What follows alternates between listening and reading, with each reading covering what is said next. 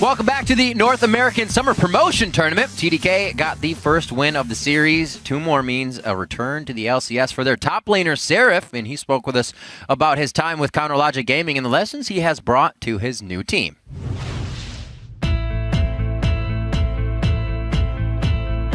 지난 시즌 썸머 시즌에는 이제 LCS, CLG 탑 소속이었어. 제 생각에는 제 입장에서는 위험 부담은 없었어요. 왜냐하면은 일단은 저는 나중에서 나와서 사실 프로를 계속 할지 아닐지도 고민하고 있었는데 좀 좋은 기회를 찾은 것 같아서 CLG 팀원들한테 미안한 것도 있지만 그래도 확실하게 잘 배웠던 거는 이제 원딜을 잘 지킬 수 있을 것 같아요. 그래서 CLG에서 있었지 않지만 그렇게 또 나쁘진 않아요.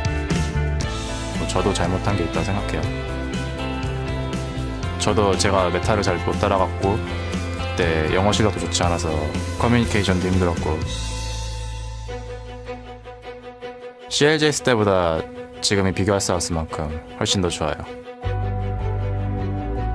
지금은 제 의견을 들어주는 팀원들도 많고 그다음에 제가 하고 싶은 거 있으면은 일단 최소한 시도라도 해보라고.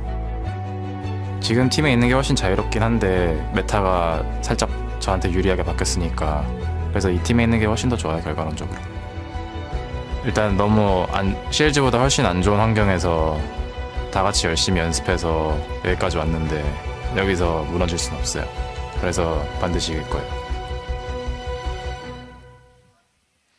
And a very, very happy Seraph to be here once again. Be even happier to get back into the LCS. He has tried so hard, and I think one of the big things is that he does now kind of have the freedom he was talking about to do what he wants. Like he said, he got really, really good at being able to protect AD carries, and I feel like that's, you kind of get like an attribute when you go to each team. CLG's at that time was protecting the AD carry, so having his freedom here, he definitely gets to grow a lot. Yeah, it showed in that last game, too, how much he's grown. If you haven't seen Seraph since when he was on CLG, right. And he does get to play more of his style. When he first came over from Korea, he was playing Nidalee top Lissandra Yasuo.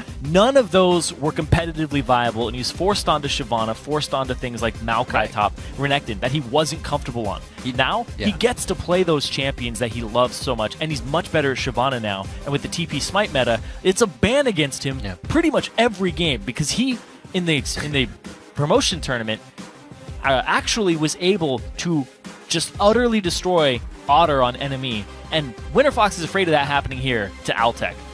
I want to see it. You teleport, smite, top cannon. Come on. No. Let's go.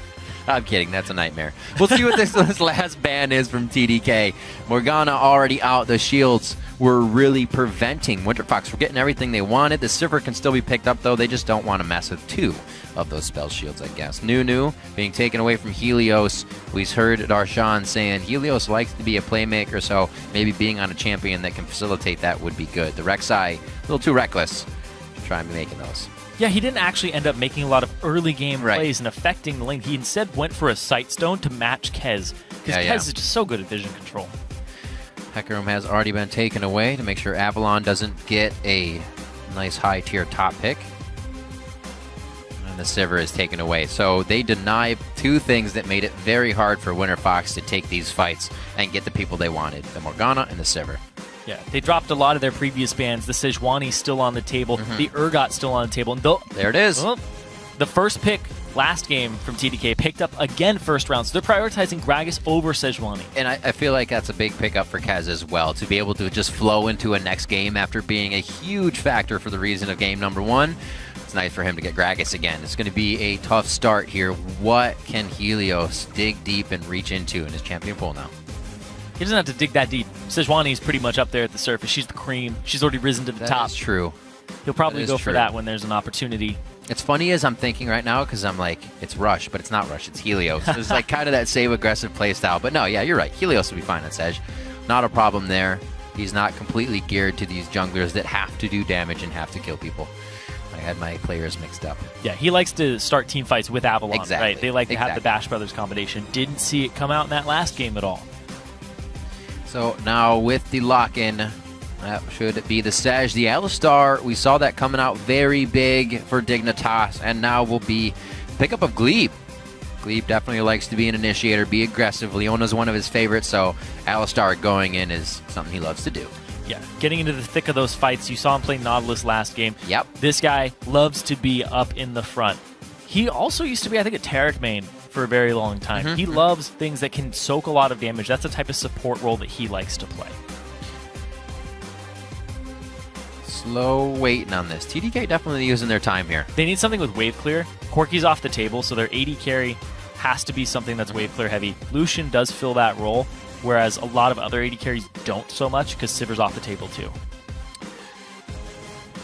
I've definitely seen Lucian carry some games. Hands is sneaky. And other AD carries. This should be the lock-in if they keep that. It'll be interesting Smoothie to take the Nami here. Definitely have a bit of fight disengage and switch around with that explosive cast, the Nami, and the position reverser. So once again, another composition that can throw Winterfox every which way and make the fight hard. Disorient them in the fight, but Winterfox are so far going for a hard engage composition They that want just it too. wants to cluster as a ball. They want to cluster as a ball, lock you down. Sejuani ultimate on top of a pulverized headbutt combination from Winterfox is going to be absolutely deadly, and Freak was talking about it. Sivir does a lot of damage in the situations where people are balled up. Group. TDK's composition so far, looking a little bally, but they also don't all want to be right next to each other. So they can play a little bit of a scattered fight. It depends on what they draft in the top lane, and they're waiting for this. I think this is going to be a TP Smite Gnar. Woo! The pickup of Ziggs for a pole vaulter. Not something we've seen for quite some time here, but it's going to be something he has played very often, and we're going to see it thrown into the mix. What will it be countered by a mid lane, or not, sorry, mid lane pickup rather. It looks like this could be Sarah's pickup for that top lane. I'm thinking it's a TP Smite Gnar. It does very well against Maokai. It allows him to continue to peel for his AD carry, and there isn't a whole lot left that he could go back to the Mundo. We'll see. It's hard to get burst out by the Ziggs, but the Ziggs causes so much zone control for the Mundo to actually get into the fight. That is true. He does have, right now, even with the Shyvana off the table, there's still a lot of things that Seraph is very threatening on. We'll see what he has to go with. Well, looking at this Winterfox composition, if they do get hit by the combo of the Sejuani Alistar, you are eating a Mega Inferno Bomb. There's so much damage to hit in that initial burst. However, if that's missed, I feel like the long fight is going to go over to the favor of TDK with their healing, a bit of those healing, almost everybody with passive abilities as well, and then Nami. So it's going to be great. Definitely going to get another Brawl team from both sides. And both teams are actually relatively low damage compositions. These are going to be long fights. Nobody's going to get blown up very quickly unless the squishies get caught. But these frontliners are going to be up for a very long time if this gets to around 35+ minutes. I'm always down for a few batteries or coins in the glove. Go ahead and just put them right in there for a little extra punch. See if we can get that out in the early game. We saw the lane swap from TDK last game, right, Zyrene? They were able to get the lanes they wanted and the freeze they wanted, but not come out of it with a lead. It was kind of just consistent for both teams until we really saw that first Dragon fight. So maybe a little bit more than just a lane swap on the plate to throw the team off guard. Yeah, both these teams seem to live and die by team fights. And it's all about the comps that they drafted for themselves. Both fairly good at team fights. It's responsible by those guys right there. All right, let's start at level 1 then. Just get the fight going. Like the Korea-China game last night. Oh, man. 4 kills at 2 minutes. Keep it going. These games are bloody. They were bloody indeed. Hopefully we get some more of those. We already had 5 games for our first set. Now going into game 2, it could be that again. Let us know who you think has the edge going into game 2. Tweet hashtag Winterfox, WFX win rather, or hashtag TDK win to @LOL Esports. And we'll be tallying those up throughout the game. Definitely a switch up of champions, except for that Mundo top, Gragas in the jungle for Kaz as well. We'll have to see how these teams come out.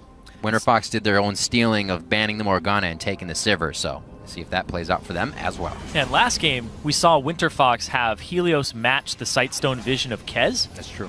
And now, Kez, he's going Sightstone on Gragas. He just prioritizes that vision control so highly, and it really helps his team out. That's right, and Glebe says that Kez's vision control is just one way that he tries to keep his lane safe. I used to play with Kez back on Cloud9 Tempest, who is now the jungler for TDK. He's overall a good player. He has really good vision control. If you watch TDK's games, he almost always goes Sightstone and makes sure his lanes have vision so that they can just play aggressive without putting themselves in danger. That's what TDK is all about. Right now, it's these solo lanes, but Louis GG had a fantastic game as well. I want to see if he's able to bully this lane if they end up in a 2-on-2. Because Altec, I mean, he's kind of the bar for, oh, you call yourself an AD carry in the LCS? They got to get through him. That they do. See if they can cut through him this time. He'll be throwing the boomerangs. The wards are out. Make sure they know of all the lane swaps going on. It looks like this time it will be matched up a little. That means a little more jungler intervention towards the mid lanes, which we were wondering how that would work between Kez and Alex as well. Did that see the him? Swap? That ward was actually... I don't know if it's on. That ward was actually a little bit shallow. Well, they'll know in a second. That's for sure. That ward actually did not see them go past it. It's too shallow. It's not put up. Altec is backing. Yep. I don't think. Yeah, I don't think they want this. They have to back to avoid the lane swap. So yeah, they did. Wow. They didn't see Louis GG and Smoothie off that ward because that ward was placed to the right of the little protruding part of the wall instead of on top of it. When you put it on top, it's exposed in the lane. You can hide it sometimes if you put it on the right side. So they hid the ward, but the ward didn't give them the valuable vision that they needed. And look at this Smoothie. Oh dear. He's got his straw and he's saying, suck on this! Well, it looks like he's doing a damn good job so far. Tries to get a little heal damage out. Helios still going to be able to get through that pretty well. And that was controlled nicely. That's no Nautilus that Smoothie is on, but Winterfox didn't kind of just get scared and run away from the situation. Yep. Gave him information, gave him some harass onto the top laner and the jungler. The jungle is so hard to do when you're harassed in it. Sometimes you have to actually back before you can do your second buff. Helios, he does have his smite though because of the jungle route, and he's able to smite his red and get some HP off it. It slows him down a little bit though. That's the thing. He did get a double jungle going, and TDK gets to continue to double jungle. Whereas Avalon's actually going to come back to that top lane and try to soak the experience. It's just Louis here, though, so he's actually very safe. Yeah, I was going to say, he did it at the perfect time because you do have that roam towards the mid lane right now of Smoothie just hanging out. Nice, Avalon's able to start picking up the siege wave, so not really missing too much. And he's already up a few CS, which will keep accruing in his favor. We have 3 heading towards the top side, though, so that could be where it gets scary for him. Yeah, there's 4 heading to that top side right now. Oh, you're right. There is a 4th. This is definitely not safe for Avalon. They're going to barrel their way in here, no pun intended. But they're going to try to get damage onto this turret. And here's the thing is, Helios. Yes. They both end in Os. Helios backed, so he's not able to actually defend this turret just yet. So they're going to be clearing these waves as fast as they can. It'll hit the turret, and then there'll be a 2-on-4. And Kez's positioning is so good. Easily body slam over the wall to exit as well. And this makes the approach for Helios. You got me. I got you. Helios a little bit harder, and the pressure could just be enough for the turret. TDK says, you guys switched away from us. We're going to try to match those lanes up as soon as we can. Good smite there. The blasting smite to clear the wave out. So the back was worth it from Helios, and now they get that damage onto the bottom turret from Winterfox's side. That turret's about 475 HP. Yep, they're close. Whereas the top lane turret is actually 680, so they're about 200 damage shy, despite putting so many resources in that top lane. Doesn't look like they'll have too much of a lane to match up then if that turret in the bottom lane is gone. Yeah, another problem though is Seraph was not able to get any experience, he kind of soaking it with 4 people, but not any solo experience. He's once again behind Avalon. Definitely a corrected situation from things we saw in the spring split there for Avalon. Or I'd say improved, not really corrected. Learning that that gank was very, very big for the other team. Teleport to lane and kind of just die after the teleport. There they worked it accordingly and staved off any deaths. So you're just 100 gold lead right now due to the farming back and forth. 34 CS to Alex each in the mid lane. Still playing very strong against Pole Belter. Like Freak said, he did well. There's no minions. Oh, that well near got. That turret range. Didn't really want to take that many. Avalon got the sniper upgrade. He's able to pop his potion here on Louis GG's side. He's going to get some healing from Smoothie, but the pressure is actually completely reversed in this lane now because Avalon has almost no fear of dying until Smoothie completely heals Louis back up. Definitely. And then he'll have it. You shouldn't allow the laner to get out and take that much CS by himself in a 2v1. So TDK back and forth in the lane are going against them here, but will Winterfox be able to use it? Glebe on the initiator. Looks like he's just staying back here. They're not going to really be able to kill Seraph right off the bat without too much crowd control, but Helios. they are making sure he stays off. Helios snuck into top lane. He's just stalking Louis right now. Heck yeah. So Back up to full HP. And here's the thing is, if Louis goes aggressive off having full HP and Avalon being so far forward, he doesn't even have to. They capitalize immediately. Right onto Smoothie. I don't know if there's much they can do. Both flashes were used, actually, to get him. Smoothies and the follow flash coming in from Avalon. Yeah. Avalon actually flashed first. Right. Just saying, yeah. you know what? There's no way out for you. And this is actually going to be a lot of experience going over to Avalon. Avalon level 6 to Seraph, still level 4.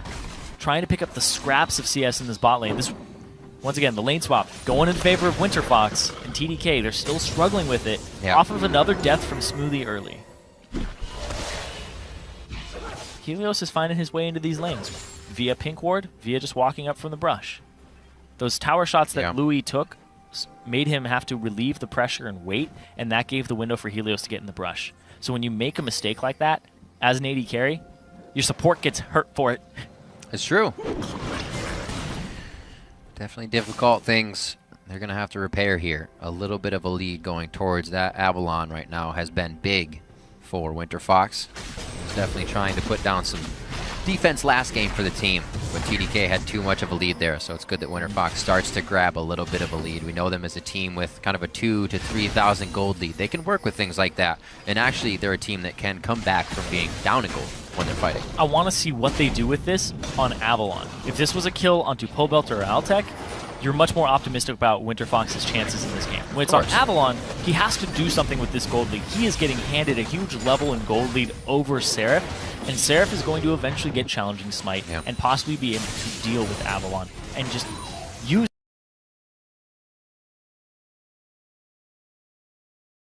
as this solo laner who's been gifted all this CS and a huge advantage. So much CS. Bottom lane. He's not getting pushed off just yet. Seraph, however, is. Winterfox is allowing the minions to just go down to the turret, denying as much as they can here. Works out well for them. So they start to pull a 2K gold lead ahead. Definitely getting those bans of Morgana and the pull of Sivir here has helped the laning phase out quite a bit for them. Yeah, Smoothie played a lot of Morgana. He was pretty much Morgana for the last bit of the season and into playoffs as well. Almost turned into Morgana. Pretty much. Got to take those comfort champions away. Yeah, his defensive supports were usually Sona and Janna. So this Nami is actually a little bit different for him. Almost got the bubble there. That's going to be Turret. Yeah, a few more shots. They're able to get the culling pressure out. Like you said, the bubble just missing on that. So we do have now both turrets down. We'll see where the AD carries go to as Winterfox, Helios, always wanting that early dragon, is going to again be able to pick it up for the team. They only got to 2 dragons last game before TDK took their own 2 and practically ended the game right after that. It was only a short time after, so see if Winterfox can keep these on the table and use dragons to their advantage this time. It was a big problem for them, where they lost 3 or 4 each dragon fight. Yeah, you got to get those early dragons and make sure that you can contest them later, but Winterfox are definitely in a position to do that. They actually had a lot of people helping them out at the dragon, then they left Helios as soon as that top lane turret went down so that they could catch these minion waves with the appropriate players on their team. Bottom lane looks like it's actually, double check that, it's going to be pushing out, and Helios is setting up alongside Avalon to actually catch this big wave bottom and make sure that nobody misses out on this experience in CS. Thought he was going to dip into the brush, but they stay safe. They're not going for any engage there. However, Kez, with a bit of a roam into the jungle, is going to get some deep wards in. Maybe a problem here for Pobelter in just a few seconds, but it looks like Kez is actually going to turn his attention down towards the bottom side of this map, along with Seraph. They want to try and get their own first blood back on. Trying to wrap around, placing those wards on his way. He got that Sightstone second. Doesn't. Yep, look at that. Oh, the bubble missed. Oh, the bubble did miss. They go back into the fight. However, Mega Inferno goes across 3 people. Smoothie, Louis. No flash on Avalon. And Seraph. Kez still staying in the fight with the red buff, trying to give out the help. And he actually pulls out the kill secured for himself. A nice roam down for Alex Ich. Stops Pobelter from actually getting any closer than the Mega Inferno bomb in that instance. Routed him off, cut him off there at the pass. And now Altec actually gets to push this top lane out and get himself some CS. The TP from Seraph, though, he gets to catch a wave pretty much the first time in the game.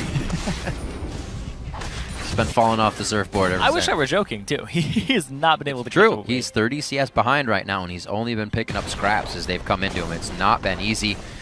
But again, on that Mundo, we'll see if he can be troublesome as he gets his items. It's going to be a little bit longer this game. Winterfox is using a bit of their advantages very nicely here. Pole Belter not wanting that to go away. Oh my god. Nicely clears it. Louis Presence of GG. mind Is there. that another Essence Reaver? That better not be another. Boom! Essence Reaver. What are you He doing? bought it just for you. Oh my god. Well, he said people were going to be bunching up a little bit in this one, so it works. Okay, I guess Piercing Light doesn't crit. You got me there. He's got the CDR on his culling for wave clear. Get it. People were complaining about crit being too RNG. So don't use it. Yeah, Louis like, all right, I'll make a new meta for myself. That's right. This is, I've never At seen least this. you know how much I've never damage seen you're this always build. doing. Exactly. There you go. There you You go. never fake There you yourself go. out. You never be like, oh, I hope the crit happens. Oh, Nope, I went too far. Yep. Never. Never going to overextend for those crits, those lucky chances. But I've never seen him go with this build in any of the games that I've seen, except this set. And it's not something that's going to throw your opponent off. You're not like, whoa, if we get shot by that Yeah. once, it's front-end damage. We He can't. gets mono back. It's interesting. That is for sure. It's definitely his own thing. The only thing that would throw it off is if the 10% CDR caught you a little bit by surprise, where you're like, okay, why I have enough time before he why dashes is he, again. Yeah, exactly. Why is he able to dash so soon? And how is he able to clear faster than Well, But look at this, Alex. Oh, all the ultis Alex, there. indeed, he doesn't really get a chance to move. It looks like he just fell forward on that one. And Winterfox able to clean this nicely up. The Vengeful Maelstrom keeping them from taking too much damage. We'll see what they do with this. Alex also blew flash on that one trying to get out, so he thought the team was going to be able to help him there. There's a 3v Alex there, and he didn't even get to use the hyperkinetic position reverser. They popped multiple ultimates, 4 of them, to try and get him. Huh. So interesting that Pole Belter decided to go for the Athenes this game as well, even though the Seraph again went for Mundo. They don't really have a way to cut him down at all this game. I guess Glebe did bring Ignite. They switched that one off, so I lied. Ignite really is there. It's still really who waits to get low before he actually uses his ultimate. He tries to bait out his whole health pool, make sure he's not wasting any of it. The Athenes is good, though, for just keeping your mana up in these team fights. Huffing bombs. And once you do get an assist, it's almost like a reset for your mana pool. Yeah. Basically. Great wards here coming out of TDK 13 minutes into the game. They have littered the bottom side of the map. And they really are feeling no pressure right now with this vision knowledge. Easy cleanup by Pole Belter in the mid lane with blue buff, so he's going to keep just spitting out skills to see what is up with Altec's build. He's sitting on 1,100 gold right now, so he's actually almost ready to go back I up. thought you were like, what is he building? I'm like, not another 80 carry. Not another Essence Reaver. What's going on? No, he's building standard. Right. Whew. Just has under the amount of gold he needs. So he's waiting, farming that top lane, hopefully staying safe from Louis and Smoothie at this point. Both teams feel like they're a little too comfortable with not doing anything right now. Obviously, Dragon's coming up, but they are giving each other a lot of room to do whatever they want here. Oh, he got the ultimate out of That Altec. was nice. That's what we're looking for. A little bit of pressure top lane, and that's big for 44 seconds. That Dragon's coming up. Just shove the waves out. Yeah. Fairly easy to deal with as Sivir. The thing here is they have their ultimates back up. They aren't going to have Altex up just yet. When that Dragon comes up, it'll be a little bit short since it is a 2-minute cooldown. Yep. It'll be about 50 seconds before it's up. And that's a big part of their teamfight initiation and getting Maokai into there. Yeah, also don't have that Ignite. If that actually, TP doesn't need to come in from Seraph. He's already in the bottom lane. And we do have Avalon trying to run out there. So good positioning here to start off. 10 seconds on to Dragon.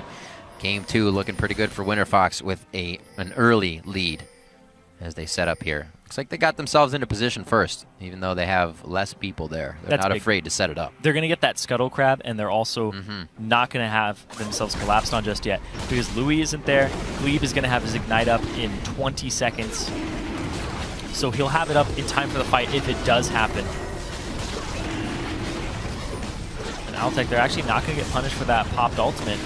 And that's going to be the second Dragon going over to Winterfox now. Off of TDK kind of trying to manipulate waves and just catch experience. A little more focus on that, you're right.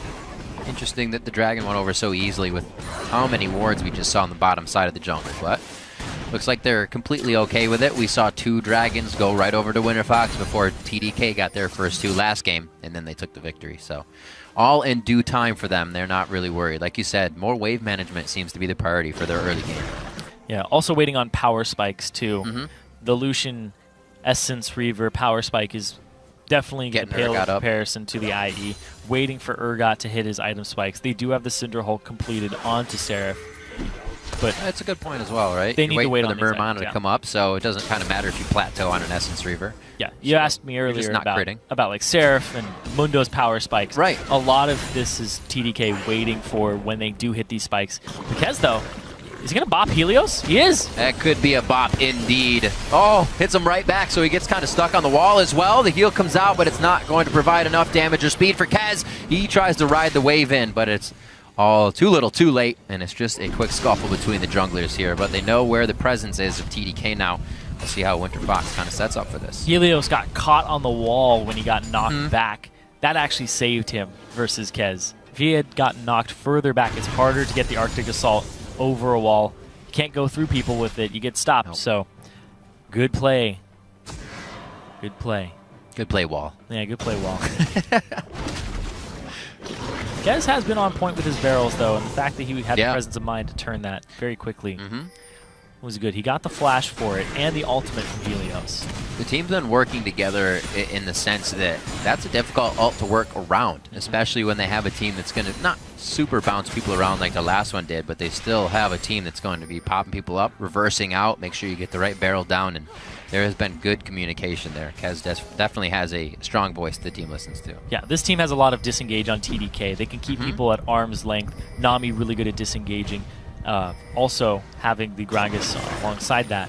But then Alex and Louis need to stay arm's length away and actually pop their damage out. Well, here we Kez, go. Not afraid of this. Good. Talking about engaging. Almost saw it there. Avalon with the teleport up does have the Righteous Glory as well. He is actually going to be in the fight, so no teleport needed there. And we're still waiting. You know, we hear chat and other people say a lot about these junglers, game-changing ultimates from both Sej and Gragas, and that's exactly what can happen. We haven't seen a good hit from Helios yet, and that could really change things around. It's those late games, too. Got to pay attention to the Alistar as he gets into them. Saw Kiwi Kid. As Kiwi Kid showed us. 4 to 5 man ultis there, just as significant as what Meteos was hitting with his Sej, so they changed the game indeed. Body slam. Oh, just kind of rubbing up against the wall for a second. He had an itch. He was thanking it for earlier. It's all right. These walls are just stunting Kez at every turn. Everything. Every turn. Oh, Glebe and Helios want this. Is it going to be the ult? Kez gets hit as well, but they bump Alex Ish out. Is it enough for him? He gets the resistances from the position reverser, and somehow he's still alive. The shield into the brush. The vision is there for Winterfox, but they just can't collapse on the fight somehow. They cannot be touched, and the backline can stay there. Not dead. Here comes Louis now with the damage, piercing light through Avalon as well as Glebe. They get taken down, and they are going to start finishing off the last members they have eyes on here of Winterfox. TDK come out big. That was huge. You have these two tanks just soaking so much damage, and Alex H is going to become, for all intents and purposes, another tank. Thought he was dead right off the bat. Oh yeah, he got the hyper position reverser off. And he is level 12, so it's rank 2. He was able to get himself that huge boost in resistances. At rank 2, it is 80 or 90 resistances. Right. Armor and magic resist, just able to soak so much damage. And then he had another Terror Capacitor. You see, he starts with it there, and it's like, oh wait, nope, it's gone now. And then he gets out of the fight, and he's like, oh wait, I have another! And it's back up again, and then he gets healed from Smoothie, and the fight is just kited off. Avalon is off on the side trying to deal with Louis GG, and then he runs back in to try and regroup as this peeling type top laner. But Louis GG takes out the jungler, takes out Helios, and man, just the damage he's able to output here. Look who's low on mana, but still gets mana back to fire more spells. Louis GG! Louis GG! Oh, Essence Reaver. It's actually becoming quite brilliant if he's just spell slinging all the time. That's crazy. You know, I could list what the item does and what it gives him, but you're seeing that's what he's purchasing. It's giving him a lot of mana.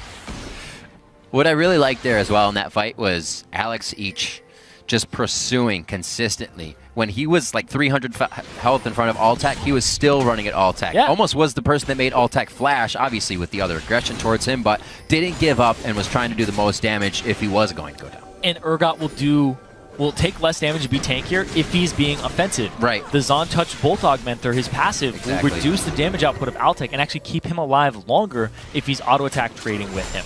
So that's really good on Alex's part. And it's really crazy that everybody collapsed around that fight immediately because Alex is the substitute. TDK are just playing group up, fight, wave clear a little bit, but they're getting out wave clear right now because Sivir and Ziggs are just massive in terms of that part of the game. Louis GG is their main source of wave clear in this composition. Right.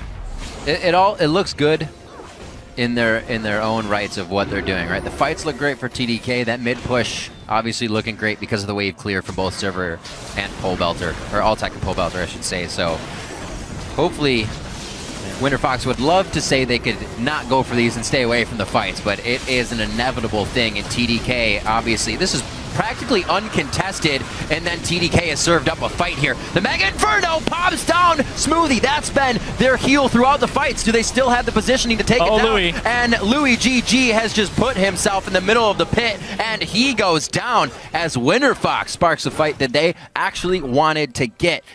Nice ult by Pole Belter there to change things up. Yeah, really nice stacking there of the CC and the damage from Winterfox. Really good job of taking that fight. Now they get the wave clear, but they aren't able to continue this.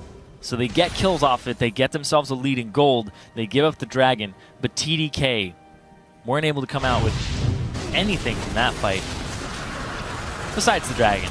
This was really just the tidal wave came across, and that's your disengage tool. They used it as an engage tool, and then everybody from TDK ran in. Kez got collapsed on immediately. Helios was able to just throw his ultimate over his shoulder and then get out of the fight. This is not a composition from TDK that wants to engage. It's counter-engage. The Sivir ultimate came down pretty much after the tidal wave had already passed. Right. And if you ult first, you're going to lose in this one. Yeah, it's kind of true. You don't want that to be the case, but as we look through the inventories, Mana now finished up here for Alex H. He's going to be even bigger, and he is able to put that Glacial Shroud as well as in his inventory, easy for me to say, to stop Altec from really cutting through him as well. The Infinity Edge into Phantom Dancer builds, one that Freak likes, getting all the RNG. RNG build. All day. Why not? Seeing as well, Avalon start to get tanky. Doesn't have too much HP on himself other than that Righteous Glory, but he is trying to stay alive as long as possible. Obviously, these fights, he had a decent early game. Didn't get pushed out of the 2v1 lane too hard, and he stayed alive. So he's definitely been, or he's got to be, I should say, feeling more comfortable. And Alex Each actually hit his Muramana power spike before that previous fight at 21 minutes. And he wasn't able to utilize it. He didn't get a position reverser off. They were not in a position to fight. And that looked like the team not being on the same page. TDK wanted to engage without an engage composition, and Alex was not there with them. He was not like, I'm going to go in as Urgot. No, you want to kite back and be defensive and soak as much damage as possible on that champion while outputting as much damage as you can. So TDK need to kind of take a check of things and make sure that they're all on the same page. Because Winterfox are getting Coverage isn't being really contested whatsoever. TDK is not sweeping. Their pinks are very defensive in this situation. But they do have vision. Winterfox, they just got a sweeper up, and they have not swept that push. Let's see what TDK does here. The teleport is up for Seraph. Luigi closing in from the top side, but it doesn't look like they're going to be able to get any window of a fight opportunity. Like you said before, not looking for the engage, but would love to take a pick if they got one. Well, Seraph is split pushing bottom. He's going to get this turret, so they're looking for a fight. They're looking to collapse on whatever they can. Oh, and there it is. Kite in the fight would be great right now for TDK with Seraph split pushing. He is not going to teleport into this one. It looks like they've called him to stay in the bottom lane, and the rest of TDK is going to try to get out of this one as safe as possible. They've done so, only losing Alex, and I think this still keeps that dragon possibility alive. Or, I'm sorry, Baron. Yeah, Baron definitely on the table. Absolutely. For Winterfox. They have the vision control, and now they're going to start it up. So we got Kaz on the other side. The smite is still there. Anything that happens right now goes up to a 50-50, and you're right, Cyrene. Nicely played for the teleport pressure. They pull Seraph away from the bottom lane. Yeah, they get the TP out of him, and Avalon keeps his own instead of having to use his to answer. Right. Now they're going to go out straight after this mid lane. Ziggs off on the side. Going to have the wave clear in time. They're trying to get wrapped around here. Great defensive bubble from Smoothie there. It could have been a nice engage from Helios. No ult, but it could have got somebody stuck right as they were leaving the turret. Getting kind of tight here. Every team holding their breath for the next engage. I feel like it's going to mean so much more. A second-tier turret, possibly even an inhibitor, depending on where the fight goes down. The waves right now really not in anyone's favor. One in the top for Winterfox here, and one's pushing bottom for TDK. So don't see too much here in the lull of the game. It's definitely up for TDK to find a way back into these fights, though. Winterfox seems to have the upper hand. Winterfox is forcing a lot of fights. You can do that with the Sivir and Righteous Glory. You saw Alex popped his ghost to try and run away. It's not fast enough. His spider legs can't take him that far. The Sivir will too hard so quickly. Got a Serpentine. Do the grapevine. Yeah, and then you Serpentine in hope of dodging the point-and-click auto attacks. And then that's what happens to you. Yeah. But the fact they were able to get that TP off of Seraph is really big, because Seraph thrives off of that pressure. Now he can't split push and do what he loves to do. Seraph's kind of put on cooldown for a couple minutes.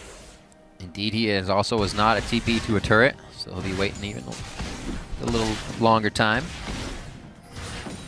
As we start to see TDK now grouping towards middle. Looks like they are feeling confident about getting into a fight here. 30 seconds onto Dragon, and maybe get some pokes onto Altec or anybody that wants to show themselves in the mid lane.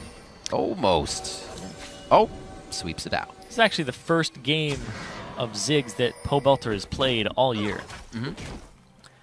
Used to see him on it before, but definitely not something that he went towards throughout the split. It is a little better now. It has gotten some changes, some quality of life. Athene's is good again for him. So when you need wave clear, he's the guy that you're going to call. But the fact he's able to pull it out now is really good, because last time they suffered from wave clear, TDK have that problem, but it's just Louis GG who can wave clear for them. And when Louis GG isn't there, you lose your middle turret like they did earlier.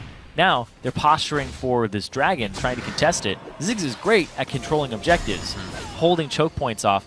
And if you come through a choke point against Sejuani with a Sivir, she's going to be right there to capitalize on when multiple people are trying to squeeze through at once.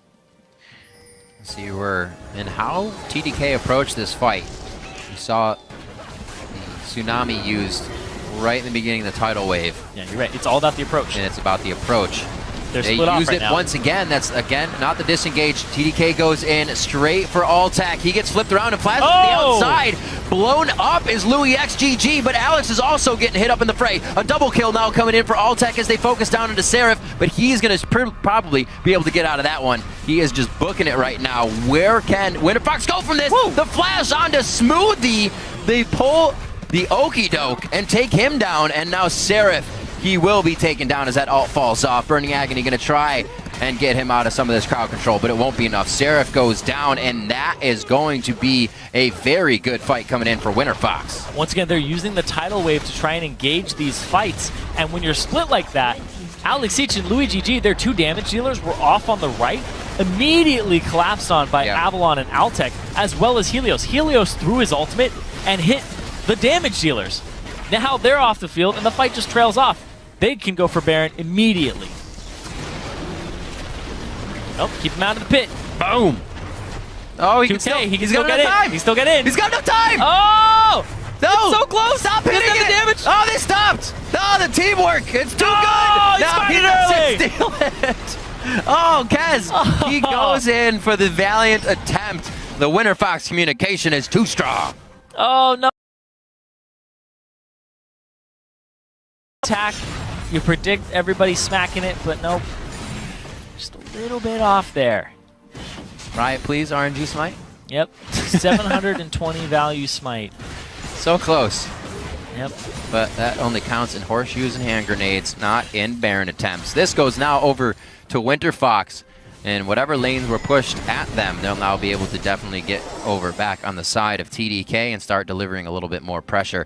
A great switch around here for Winterfox. Now on the blue side, actually teams kind of focusing on getting red here throughout the tournament. There's Smoothie, uses the ultimate before, you can hear the Sivir ultimate come out after, boom, right there. Helios hitting both damage dealers. Altec flashes over the wall, gets the crit on top of the Ziggs bomb damage. Immediately, both damage dealers are dead. This is just tank lines at this point and cleanup. Smoothie, he eventually just tries to come to help, and he gets himself killed too. This is where I bet Louis GG would be hoping that he actually had some of those crit passing There you shots. go. Where you really actually need to do the damage that's being delivered to you. Yeah, Essence Reaver me once. Shame on me. Essence Reaver me twice. I guess so. And never gonna get Essence Reavered again.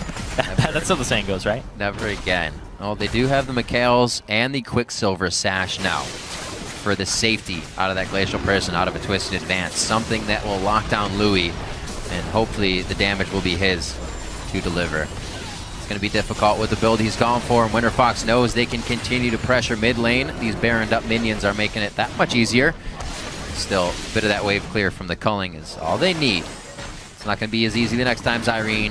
Culling isn't a 5-second cooldown, man. It's going to be tough. Yeah, Essence Reaver won't help you with that. No, it won't. Actually, it will. 10% CDR, but it won't get it down to 5. What they're going to do here, they're milling about a little too much, giving TDK room to find an entry into pressure. Trying to force it. He's trying to get to Pobelter. He's got the ghost on. Oh, but he left the team.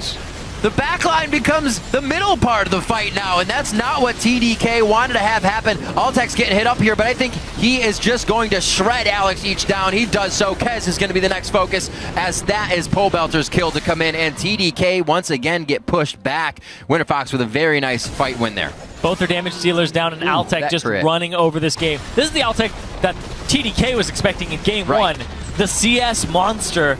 Up 40 CS, 605 team fighting. That's a surrender from TDK. This is exactly what Seraph in general was talking about, Zyrene. Pobelter, 706. Altex, 605. Those two lanes need to be shut down. Those two lanes flourish this game. Pobelter did more than twice the damage of anybody on TDK. That sounds painful. On that Ziggs. That is such a hard champion to deal with. And you could see they wanted to run in there and engage, but Winterfox was going to have none of that. TDK trying to engage with kind of haphazard engage. They're ghosting forward. They're using the Nami tidal wave to try and start these fights, and then Altec will pop his ultimate and just run straight around it. So it was really hard to start the fights, but you could see that the tendencies of TDK is they want to fight. So when they draft a more hard engage composition for themselves, they're going to thrive on that. But the problem here is Winterfox just had a huge boost in morale. They're like, I can handle Alex in the mid lane. I can get a huge lead in the bot lane. So Altec and Pobelter both having deathless games with high performance value. That's what TDK was afraid of. Well, we'll definitely get 4 games, that's for sure, and TDK is going to have to wonder what's going to come out of those mid lanes now. We expected that to be a very strong game, but like you said, with those scores, Pobelter and Altec are going to be carrying into the next game very, very strong. I'm excited to see what these guys have for each other. Obviously, that ban of the Morgana and the pick of the Sivir hurt the bottom lane of TDK. The Nami pick, like you said, wasn't something we had really seen from Smoothie throughout the Challenger Series, and now that he brings it out, it didn't seem like a very big comfort pick for the team in general. He seemed to be doing it, but the team wasn't organizing well around the ults, around the engages. Yeah, and Smoothie, he has been calling more shots now on the team that's speaking pretty much all English across the board. Absolutely. Luigi is kind of the one who's left out to dry. But the tidal wave being their main source of engage and Smoothie, before when we heard him actually on the Sounds of the Game afterwards, where he's calling that somebody's bound up for 3 seconds. Right. He's like, this guy's bound, LeBlanc is caught, right? You can't really do that with the Nami. You have to just call the bubbles, and he wasn't landing a whole lot. He was tidal waving to start fights, but they weren't fights that people were able to follow up and Winterfox weren't able to deal with. They were completely able to deal with it, and a lot of that was due to the Sivir. Due to the Sivir, indeed. Quickly teleporting out of that top lane instantly to make sure they didn't get matched up as well. But right now we're going to check in with the analyst desk to get their thoughts on Winterfox's first win of the series. Thank you, Riv. Tying it up here, 1-1. Yeah. The first thing I want to look at is what they were talking about in terms of pick spans, getting rid of Corki, Morgana, and taking Sivir. So removing 3 of the champions that TDK had played so comfortably with in the first game. I think it's very smart by Winterfox, honestly. It's been a long time since we've seen TDK play. We've seen the win some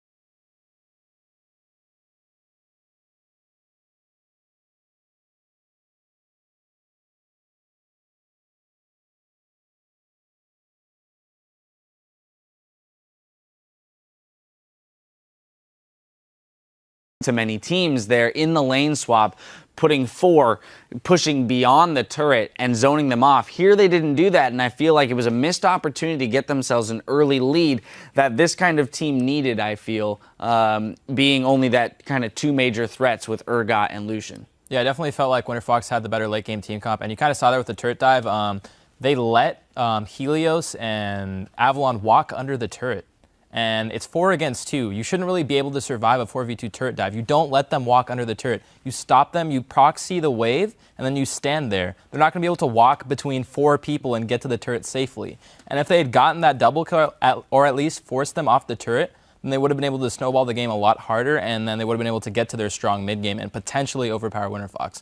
But you saw that Ziggs pick coming in really strong, and since they didn't get that tower dive off, things went south really quickly. Yeah, I have to say the Ziggs pick, in response to what I was asking you guys in the last segment as to whether or not he could get to those kind of farm AoE champions, well, he's proven that he can. Impressive score lines from both him and Altec. So stepping up big there, that's what TDK was saying they're going to have to look out for. Yeah. Well, all right, they've stepped up. So what's TDK going to do in response, I guess? I mean, TDK needs to clean up the games a little bit. I do want to touch on, you talk about the mid laners real quick, because now both times we've seen a very aggro matchup, right? Urgot into Ziggs. Urgot can try to bully his opponent out, but hey, props to Pobelter. Both mid laners now in disadvantageous matchups have survived the laning phase and just gotten farms. So hey, both mid laners doing a good job of having a disadvantageous matchup. Talking about TDK, though, and what they need to do to win, I just think they need to clean up the game. They tried to play the exact same style. They lost Sera, but they played Nami. It works okay as a surrogate Nami. Problem is their positioning was so bad that they couldn't keep that squishy backline alive, right? You still have the slow burn Mundo, you still have the slow burn frontline jungle Gragas here, but when your damage dealers drop away in the team fight, then you can't make that comp work anymore. And it was a positioning error. I think compositionally they were okay-ish. Maybe you drop the Ziggs ban in and try to remove some of that power, but I mean, they didn't do anything like really very different. Well, let's jump into our replay, which is 22 minutes into the game. 3-0 for Winterfox in the Dragon. We're going to pull that up for you, Freak. I'm going to have you take this one. As it kind of shows exactly what you're talking about, a little bit of misplay and mispositioning by TDK. Yeah, so let's start the clip out and let's just sort of watch what the damage dealers of TDK do, because Seraph's going to be fine no matter what. He's going to be in the front line. You can see Seraph is in the front line. He's fighting Avalon. He's doing everything he can, but Louis GG in the back line. Okay, he's well positioned so far. That's fine. Glebe knocks up some guys, whatever, but well, Smoothie gets blown up right away because you've got Ziggs, and then Louis GG does get stunned by Helios, and then Louis GG stays to fight. But the front line is already broken down at this point. And a lot of this actually is, okay, really good ult by Ziggs. He got a lot of early damage down, but also it's interesting because as much as I was like, oh, you know, Ricochet Sivir works out all right, but if your team is focused on killing people down as fast as possible, where you've got a champion like Ziggs, well, now you're seeing the power of crit, where you can break through the Mundo, you can break through the Gragas. Different strokes for different folks. Obviously, the Essence Reaver build did work in game 1, but when you crush the front line that fast, you know, CS got Altec can just break through all your tanks. Yeah, I feel like this is one of those scenarios where we do look at the Louis GG build there and say, Essence Reaver not doing exactly what they need, as you mentioned. They would have much rather had higher burst damage there, get through that Sejuani, be a little bit of a threat. But beyond that even, I have to question the calls there, Zion, in their decision to remain and fight. When you have a Gragas and you have a Nami, there is the possibility after securing that Dragon to disengage and get out. But we see them choose to stick around and fight, and then even as they realize the fight is going downhill, for example, Louis GG dashing into the pit as to back out with the team. Yeah, I mean, that fight itself wasn't actually the best example. There was a fight later on in the game where, like, just Urgot and Lucian just get hit with the T-minus Sigil, and it's gone right there. That was just a simple fact that, well, look, Ziggs has a lot of burst. He got a lot of damage right then. I mean, the Bruiser-type comp works if you actually get your fight set up, but, right, no Urgot swap. They didn't manage to misposition one of the big squishy backliners. Basically, Winterfox got to fight the battle correctly, where they got the damage output first, and Urgot didn't get to do Urgot things, so lo and behold, team fight, you know, with full damage output where Urgot has no passive, actually a lot easier to fight. All right, well, up in the top lane, we saw Maokai versus Mundo. Mundo, very successful in the first game for TDK. A little bit less so here. I wouldn't say that the loss is attributed to the Mundo. But I think the next question is, as we've noticed Louis G with the potential to miss position, where could Seraph go in the top lane in order to put himself in more of a position to outright carry the game if Louis GG is not going to be able to do that? Well, I think the two biggest picks there were the Sivir, especially for TDK, and the Ziggs. The Ziggs allowed Pobelter to scale super well in the late game, and the Sivir was just huge for TDK to just press ulti and go in, because I think when you have something as simple as Sivir ulti, like any team can just be like, okay, Sivir ulti, even in solo queue, Sivir ulti, let's go in. And if Louis GG isn't on that, then they don't really have that go button. And maybe Seraph might need to play something more carry-oriented, but I think it would just be better to stay on that Cinderhulk tank, stay on what they did well with the first game, and really prioritize that Sivir heavily, because I think that's the most important pick for TDK. All right, cleaning up those individual positionings and plays, keeping the relative team comp ideas intact. We'll keep it tuned right here. We're just a few minutes away from Game 3 between TDK and Winterfox, with a spot in the NALCS Summer Split on the line. We'll be right back.